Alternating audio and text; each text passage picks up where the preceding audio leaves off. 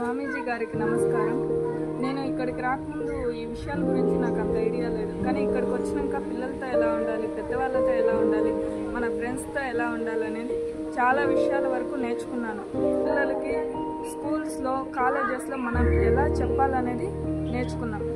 తెలుసుకున్న విషయాలను కొన్ని స్కూల్స్లో, కొన్ని కాలేజెస్లో తెలియజేసి నా నుండి నేను అనుకున్న టార్గెట్ని రీచ్ చేసి నాకు అయినంత వరకు నేను ఈ అవకాశాన్ని ఉపయోగించుకుంటాను. Thank you sir. Abhaya foundation వాళ్ళు అమ్మాయిలకి, అబ్బాయిలకి మనం బయట వెళ్ళేటప్పుడు ఎలాంటి కేర్ తీసుకోవాలి, స్కూల్లో ఉన్నప్పుడు ఎలాంటి కేర్ తీసుకోవాలి, అలాంటి సూచనలు అనేటివి మీకు ఇస్తారు. మనకి మనమే సెల్ఫ్ ప్రొటెక్షన్ అనేది ఉండాలి. ఓకేనా? ఈ ప్రోగ్రామ్ గురించి మీకు ఇన్స్ట్రక్షన్స్ ఇవ్వడానికి పల్లవి మేడం గారని అభయ ఫౌండేషన్ నుంచి మన స్కూల్కి వచ్చారు. కేర్ఫుల్. ఓకే,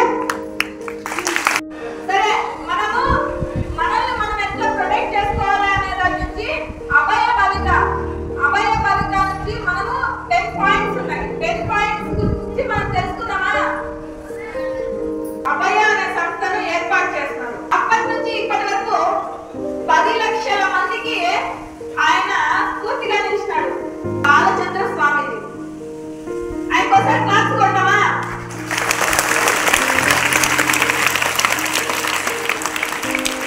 మా అమ్మాయి కోసం ఏదైనా చేయొచ్చు కదా అని అడిగితే అభయ బాలిక చేద్దాము అని చెప్తున్నారు.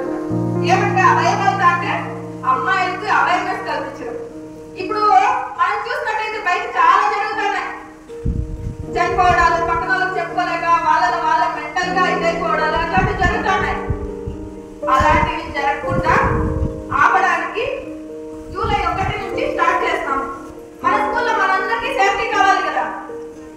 కావాలంటే మనం కొన్ని మంచి విషయాలను తెలుసుకోవాలి. అవేమి అంటే తెలుసుకుందాం. 10 పాయింట్స్ లో అప్రమత్తంగా ఉండడం. అప్రమత్తంగా అంటే ఏమి? మనల్ని, మన చుట్టూ ఏం జరుగుతుంది, మనము ఎక్కడున్నాం, మన చుట్టూ ఏం జరుగుతుంది అనేది తెలుసుకోవాలి. మనం గమనిస్తూ ఉండాలి. మన వెనకాల ఎవరున్నారు, మన పక్కన ఎవరున్నారు, మన పక్కలో ఏం జరుగుతుంది అనేది మనం గమనిస్తూ ఉండాలి. ఎవరు మనల్ని ఫాలో చేస్తామా, మనం ఎక్కడ ఉన్నాము అనే దాని గురించి తెలుసుకున్నాం.